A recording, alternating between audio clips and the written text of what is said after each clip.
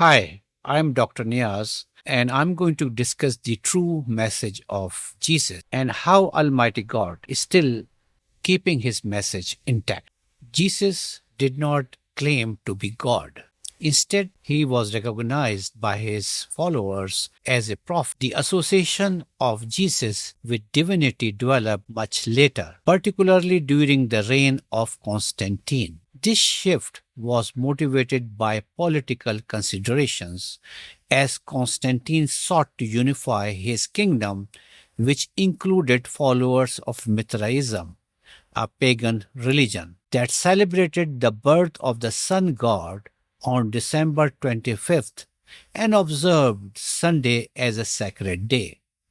In order to create religious unity, Constantine aimed to align the figure of Jesus with elements familiar to pagan worshippers. Jesus completely separated himself from divinity.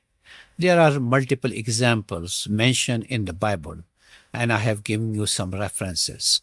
He called himself Ben Adam over 80 times, which is a term meaning son of Adam or son of man.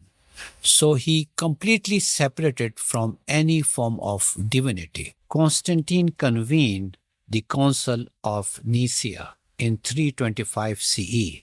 The bishops in attendance were pressured to agree with Constantine's objectives under threat of severe consequences. During the council, Bishop Arius argued that Jesus could not be God since he had a beginning and is described in the Bible as being born.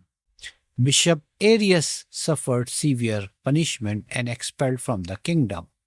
The reason of Jesus' divinity given was that he was begotten son, not made.